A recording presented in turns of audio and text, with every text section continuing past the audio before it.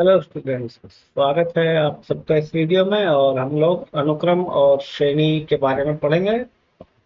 तो अनुक्रम का अंग्रेजी होता है सीक्वेंस और श्रेणी का होता है प्रोग्रेशन या सीरीज। तो मैं अनुक्रम नहीं बोलूँगा, मैं ज़्यादातर श्रेणी ही बोलूँगा। अनुक्रम मुश्किल शब्द है।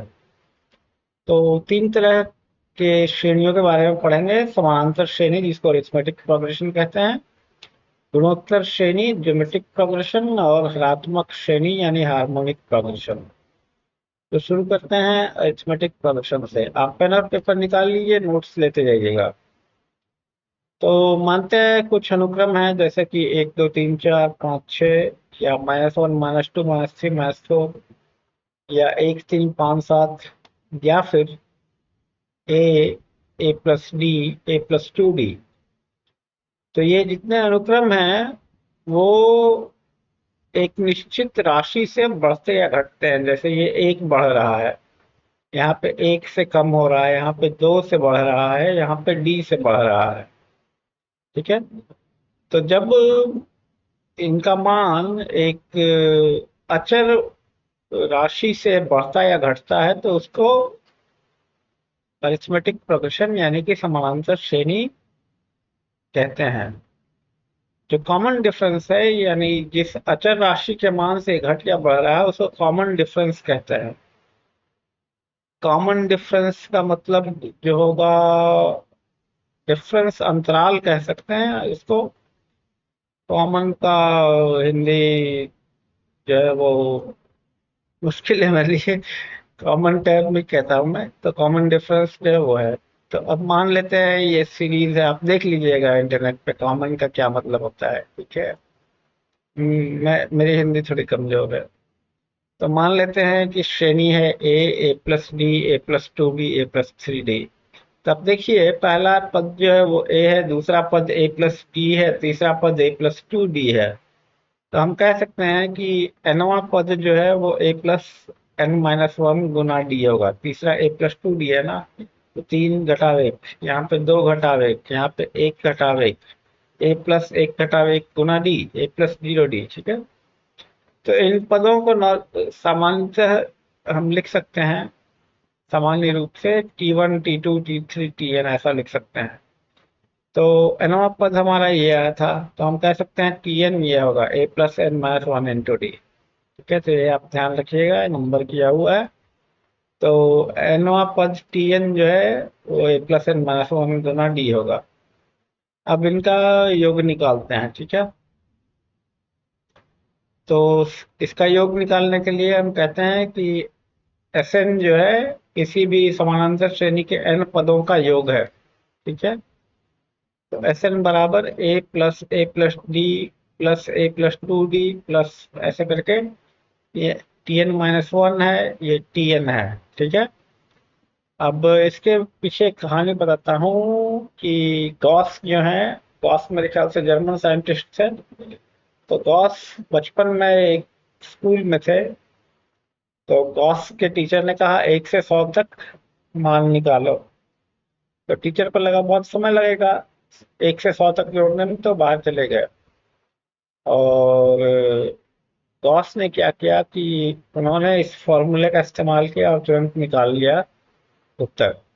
तो टीचर जब लौटे तो देखा गॉस बैठा हुआ है और बाकी लोग जोड़ रहे हैं। तो टीचर ने कहा तुम्हारा हो गया? तो गॉस ने कहा हाँ। तो उन्होंने इसी फॉर्मूले का इस्तेमाल किया था जो हम लोग पढ़ने वाले हैं। ठीक है। तो Sn जो है वो इतना है। तो हम क्या करेंगे, पदों को उल्टे क्रम में लिखेंगे। तो Tn पहले लिखेंगे, उसके बाद Tn-1। तो यहाँ पे D होना चाहिए, ये D होगा। तो ये Tn है, ये Tn-1 है, ऐसे करके ये सेकंड टर्म है और ये फर्स्ट टर्म है। पहला पद और दूसरा पद, ये दूसरा पद है, ये पहला पद है। अब आप देखिए पहले पद को आखिरी वाले से जोड़िएगा तो मिलेगा 2A+n-1 गुना D। दूसरे पद को Tn-1 से जोड़ेंगे तो भी 2A+n-1 गुना D मिलेगा। और आखिरी पद भी उल्टा है, तो Tn और पहला पद यहाँ है Tn T1, यहाँ भी Tn-2 और सेकंड टर्म T2 तो सब जो है, सबका मान इन योगों का क्रमशः अगर जोड़ेंगे तो 2a plus N minus one गुना डी आएगा।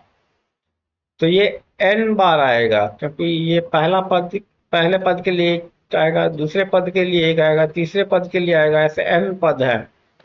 तो T N minus one, T1, T2, T3 से Tn तक जाएंगे तो n बार ये आएगा। पूरे का मान हो गया n गुना 2a plus N minus one d. ये जोड़ देंगे तो SN 2SN हो गया। तो अब SN का मान हो गया n by two 2a plus N minus one d. अब आप ध्यान दीजिए, इसको लिख सकते हैं a plus N minus one d. तो a जो है T1 है और a plus N minus one d Tn है, तो इसको लिख सकते हैं n by two T1 plus Tn, यानी कि पहला पद और आखिरी पद। ठीक है, तो दो फॉर्मूले हमारे आ गए, तीन।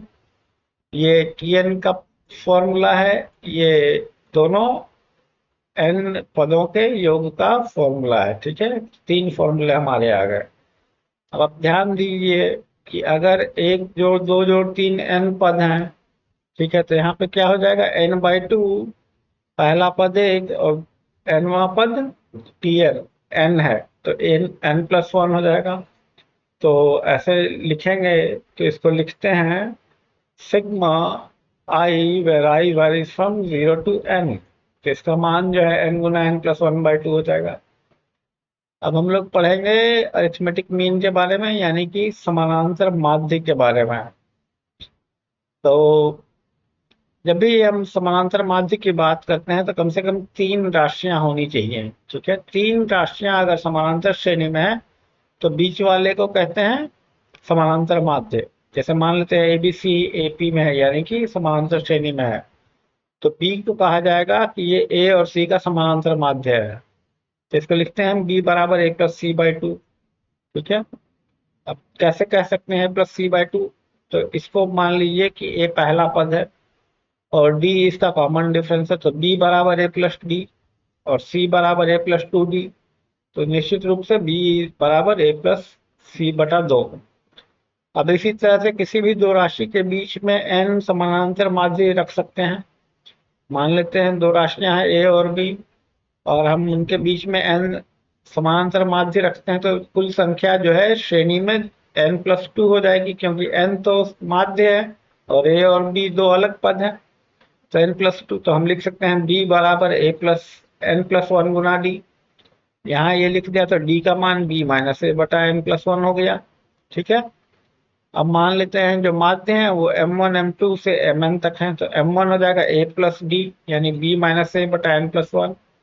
M2 हो जाएगा A प्लस दो गुना B माइनस A बटा n प्लस वन, और Mn हो जाएगा A plus n Guna B minus A बटा n प्लस वन। तो पहला समानांतर माध्य A प्लस डी है, यानी कि ये।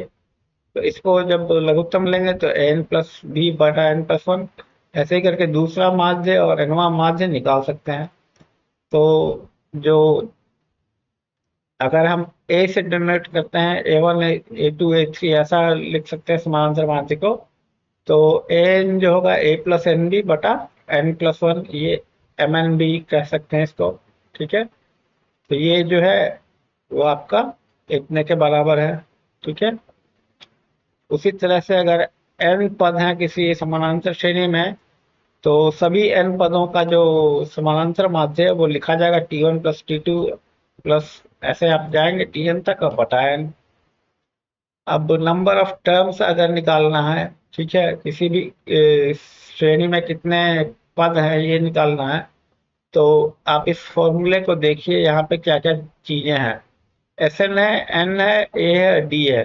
तो चार में तीन अगर पता हो तो चौथा निकाल सकते हैं। तो अगर Sn A और D दिया है तो n का मान हमेशा निकाल सकते हैं। जैसे कि एक उदाहरण दिया है, मान लीजिए एक श्रेणी है -8 -6 -4, तो कितने पद जोड़े जाए कि योग जो है 36 के बराबर हो। तो यहाँ पे देखिए पहला पद -8 है, ठीक है, और आपका कॉमन डिफरेंस जो है वो 2 है। ठीक है, तो इसको लिखते हैं इस फॉर्मूला में। तो लिखने के बाद n बाई टू गुना -16 जोड़ n घटा वन गुना दो बराबर 36, हमको 36 चाहिए योग। इसको हल करेंगे तो आएगा n स्क्वायर -9n -36 बराबर 0। तो n बराबर 12। और -3, तो -3 का तो कोई मतलब नहीं, -3 पद हो नहीं सकते, तो 12 पद चाहिए हमको। तो 12 पद जब आप लिखेंगे तो ये आएगा, और इनका योग जो है वो 36 हो जाएगा। अब समानांतर श्रेणी की कुछ के गुणों के बारे में कुछ चर्चा करते हैं। अगर किसी समानांतर श्रेणी में एक अचर संख्या जोड़ी या घटाई जाए तो जो श्रेणी बनेगी वो भी समानांतर श्रेणी हो गई। अगर कोई समानांतर श्रेणी में हर पद किसी भी जो अचर राशि से गुणा या भाग किया जाए, वो अचर राशि जीरो नहीं होनी चाहिए, शून्य नहीं होनी चाहिए, तो भी जो श्रेणी बनेगी उसके बाद वो भी एक ही में होगा। अब मैं जैसे उदाहरण देके बताता हूँ आपको। पहले वाले गुण को देखते हैं कि अचर राशि जोड़ी या घटाई जाए। तो मान लेते हैं ए प्लस डी, A+2D ऐसे पद हैं। अब उसमें से के जोड़ देते हैं, तो पहला पद जो हो जाएगा A+K, दूसरा पद A+K+D, तीसरा पद A+K+2D। तो ऐसे आप देखिए तो कॉमन डिफरेंस हमारा नहीं बदला, सिर्फ पद बदल गए लेकिन कॉमन डिफरेंस नहीं बदला। और याद रखिएगा, किसी भी श्रेणी में अगर कॉमन डिफरेंस अचर है यानी कांस्टेंट है, तो वो श्रेणी हमेशा समानांतर श्रेणी होगी। तो ये समानांतर श्रेणी होगी। उसी तरह से आप भाग दे के देख सकते हैं। A+D A+2D है, अगर K से भाग दे दिया, ठीक है, K से अगर भाग दे दिया तो जो कॉमन डिफरेंस है वो D/K हो जाएगा। अगर गुणा कर दिया तो D गुना K हो जाएगा। लेकिन क्योंकि D और K दोनों अचर है, तो जो समानांतर श्रेणी बनेगी वो भी समानांतर श्रेणी, जो श्रेणी बनेगी वो भी समानांतर श्रेणी होगी। उसी तरह से मान लिया कि A1 A2 A3 B1 B2 B3 ऐसे दो समानांतर श्रेणी है, तो दोनों का योग करने पे जो श्रेणी बनेगी वो भी समानांतर श्रेणी है। तो ये बड़ा सीधा है। इसमें मान लीजिए D है, कॉमन डिफरेंस इसमें E है, दोनों को जोड़ देंगे तो कॉमन डिफरेंस D+E हो जाएगा, लेकिन श्रेणी समानांतर ही रहेगी। अगर आपको 3 अज्ञात पद चुनने हो किसी समानांतर श्रेणी में, तो उनको A-D A+D चुनिए। अगर 4 चुनने हो तो A-3D A-D A+D A+3D। अगर 5 चुनने हो तो A-2D A-D A+D A+2D। अगर 6 चुनने हो तो A-5D A-3D A-D A+D A+3D A+5D, ऐसे आप चुनिए। किसी भी समांतर श्रेणी में अगर पदों का योग निकालना है तो शुरू से जितने पद हैं और आखिर से जितने पद हैं, अगर उनकी दूरी बराबर है, ठीक है, तो उसका मान जो है वो हमेशा पहले और आखिरी पद के बराबर होगा। तो ये देखेंगे, ये समझ में ऐसे नहीं आएगा, ठीक है, मैंने कह दिया लेकिन वो समझ में नहीं आएगा। ठीक है, इसको देखेंगे, उदाहरण देखेंगे तब हो जाएगा। ठीक है, इसका उदाहरण मैं देता हूँ। ठीक है, जैसे मान लीजिए पहला पद और आखिरी पद जोड़ा तो योग आ गया 2a+n-1 इन गुना डी। अगर दूसरे और n-tn-1 को जोड़ा, T2 और tn-1 को जोड़ा, तो भी योग 2a+n-1 इंटू डी होगा।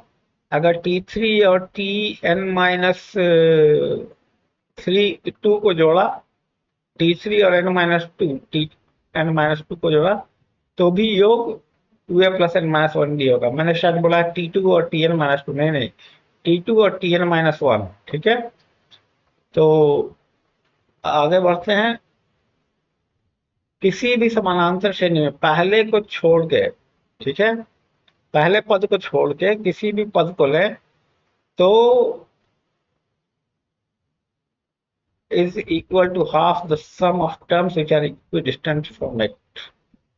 तो इसका उदाहरण देख लेते हैं। तो दिया हुआ है ए एन का मान 1/2 AN-K प्लस AN+K होगा, पहले पद को छोड़ के। ठीक है, तो आप देखिए ये कैसे आता है। के एन से छोटा है और के का मान 1 है। तो आप इसमें फॉर्मूला रख के देखिए, जो NH पद का फॉर्मूला है उसको रख के देखिए, आपको इसका मान ही आएगा।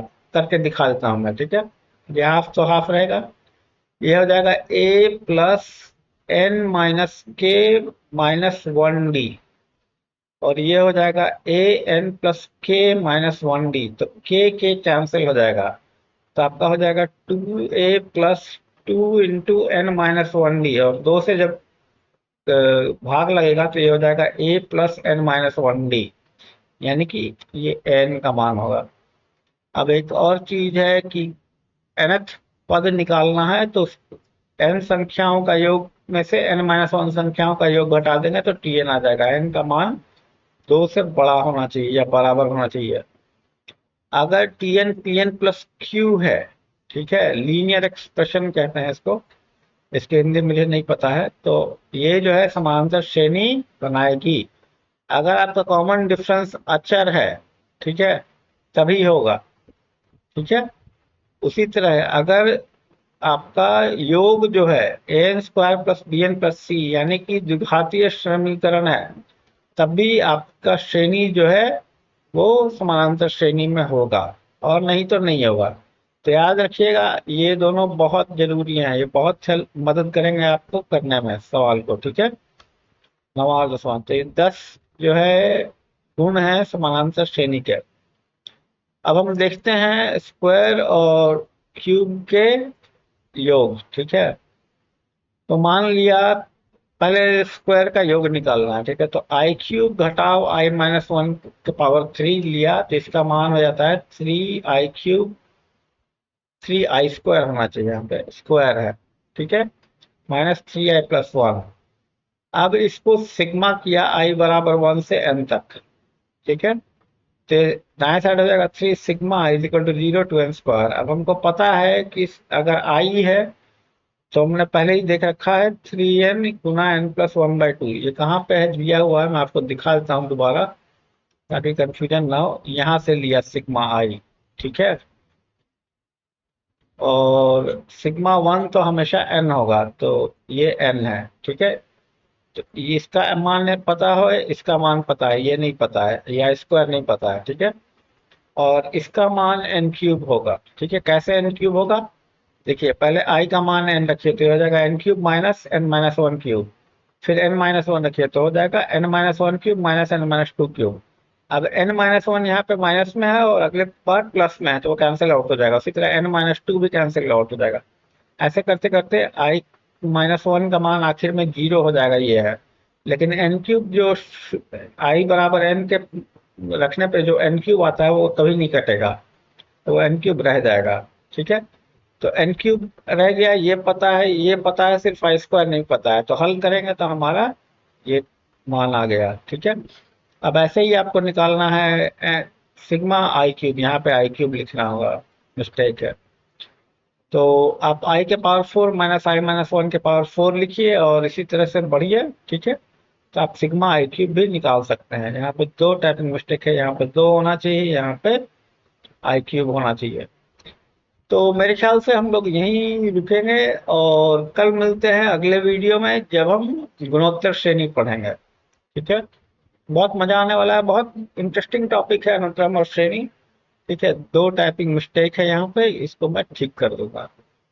अगर आपको वीडियो डाउनलोड करना है तो PDF डाउनलोड करना है तो डिस्क्रिप्शन में होगा, नहीं तो आप मेरी वेबसाइट astravoc.org पे आ सकते हैं और यहाँ से दूसरे लिंक पे आपको अलजेब्रा की किताब मिल जाएगी, तीसरी से ट्रिग्नोमेट्री की किताब मिल जाएगी।